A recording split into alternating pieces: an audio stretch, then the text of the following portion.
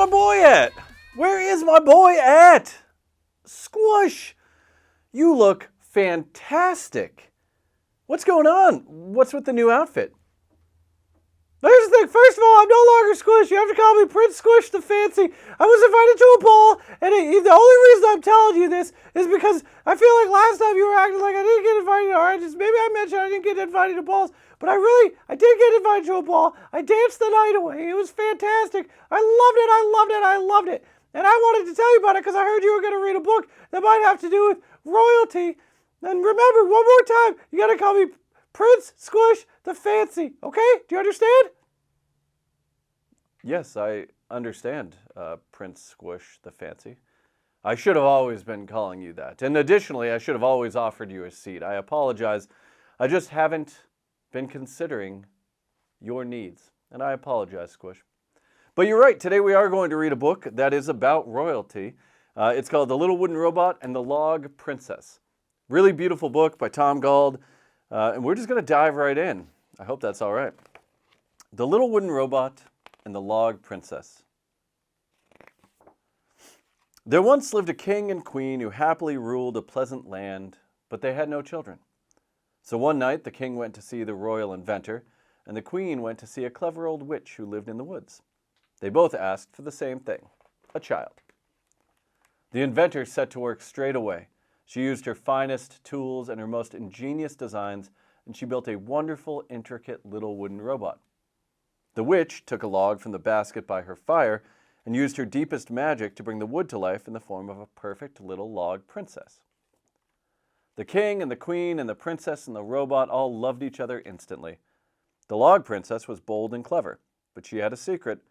Each night when she fell asleep, she turned back into a log and would stay like that until she was awoken by the magic words, "Awake, little log, awake." The little wooden robot was brave and kind. So kind, in fact, that he let a family of beetles nest in his workings, even though it tickled sometimes. Every day, the robot would wake his log sister, and they would play in the castle and the gardens until the sun went down and they were tired out. However, one morning, a traveling circus came to visit, and the robot rushed down to the courtyard without waking his sister. On the stairs, he passed a maid going up to tidy the princess's bedroom. When the maid saw the log, she said, "Oh dear, a plain old log lying in the princess's bed? What a disgrace!" and threw it out of the window. At that very moment, the little robot thought of his sister. "How selfish of me," he said to himself. "She's missing out on all these wonderful things." And he ran to her bedroom to wake her up. He looked at the empty bed in horror. "Where's the log?" he cried. "Oh, that?" said the maid. "I threw it out the window." The robot looked out and spied the log rolling across the courtyard. He raced down, but the castle was atop a steep hill, and the log had rolled through the gate, over the drawbridge, and down toward the village. A goblin was pushing a barrow of logs through the village, and the princess log rolled right up to him. "What a lucky day," he said. "Another fine log for my load." The goblin took the logs to the river, where a barge was tied up. The captain paid him a copper coin, and his barrow load was tipped into the barge with hundreds and hundreds of other logs. The robot ran to the barge. "Please, sir," he said to the captain, "my special log is in your barge. May I come aboard and search for it?" "You may," said the captain, "but we must set sail straight away while the wind is right." So the robot clambered on, and the barge set off for the frozen north. They sailed for days, but there were so very many logs that, even with the help of the crew, the little wooden robot could not find the right one. They arrived and unloaded the cargo. "Come back with us," said the captain. "The north is a dangerous place, and we can easily find you another log when we get home." "I can't," said the robot. "That log is the most precious thing in the world to me. I won't leave without it." So the crew gave him a map, some supplies, and a handcart, and sailed back to the pleasant land where our story began. That night was long and cold. The little wooden robot shivered as he searched. Then something caught his eye, something familiar. He reached into the pile and pulled out a log. It was the princess. He danced for joy with the log in his arms and was about to recite the magic words when he realized how awful it would be for his poor sister, who had fallen asleep in her cozy little bed, to wake here freezing and far from home. So he put her into the handcart, tucked a blanket around her, took up the handle, and began the long walk home.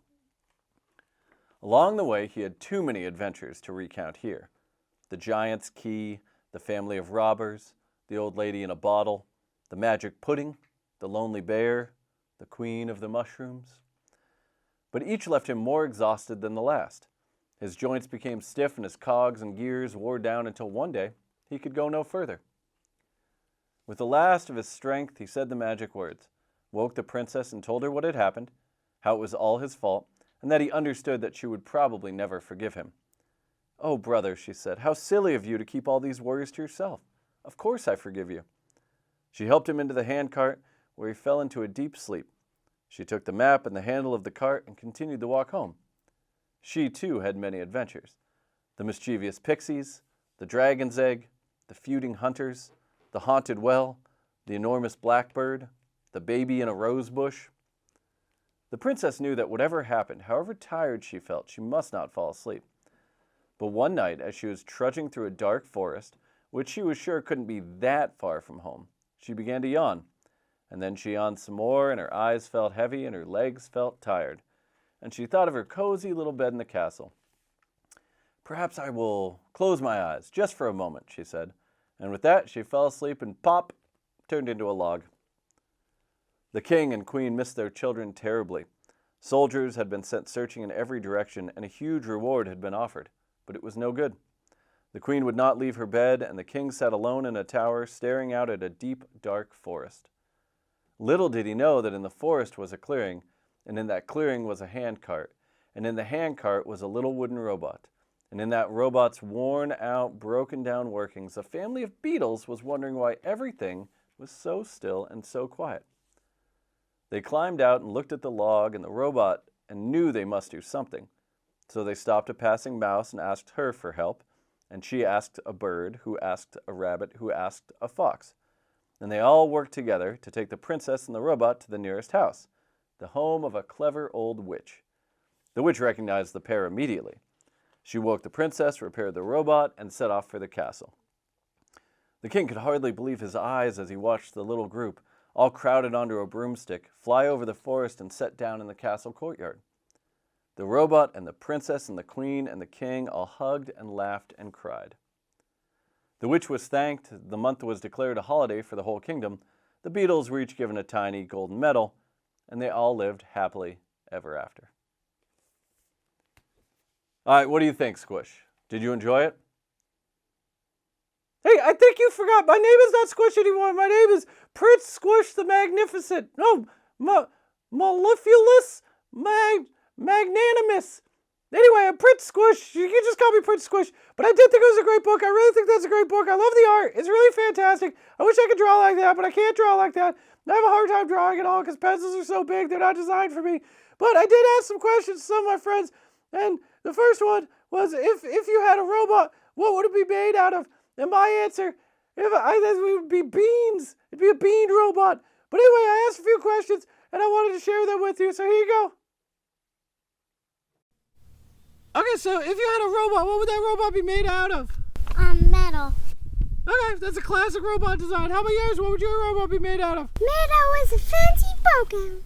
Wait, so both of you would just have metal robots? I was thinking I would have a robot made out of beans. What do you think? It has a ball gown. Oh yeah, but my beans could be wearing a ball gown, right? And mine has hair, I thought. A hairy robot? That's out of this world. Terrific answers. Did you have any other questions that you asked? Yeah, I've got a couple other questions. It would be, if you had a daughter, what would her name be? And then if you were a queen, what would you wear if you were going out to dinner? And obviously, if I was a queen, I would wear this, but a more queenly one. And it would be all sparkly and fantastic, just like my new tie and my fancy jacket. But I would probably also have some sort of shoes on, because I think queens are supposed to wear shoes, but I don't really know. I'm not a queen. Anyway, enjoy. All right, if you had a daughter, what would her name be? Her name would be Princess Elegant. Princess Elegant. That's an elegant name. How about you? If you had a daughter, what would her name be? Violet. Violet? That's a nice name, too. If I had a daughter, her name would be Cassiopeia. Well, I love those answers. Thank you so much for going out and asking your friends what their answers would be for those. I hadn't thought of any of those questions when I read the book, but that's kind of the fun thing about reading books is everybody comes up with different questions and everybody's thinking about different things. You know what I think about this book is what are the other adventures like? They mention 18 other adventures that either the little wooden robot or the Log Princess go on when they're alone, but you never get to hear those stories. And I want to know the story of the baby in the rose bush. Would you want to hear that, Squish? Yeah, of course I want to hear the story of a baby in a rose bush. What's a baby doing in a rose bush? Rose bushes are pointy. Babies aren't supposed to be pointy things. But the baby looks happy in the book. I don't understand. Is the baby like actually a rose, but it looks like a human, but it's actually a rose? I don't understand. Anyway, back to you. Yeah, I don't know what happened in the story, as I was saying. But it's been a pleasure to share this story with everyone, and thanks, Prince Squish, and thank you to everyone who's watching. We hope you have a beautiful, beautiful day.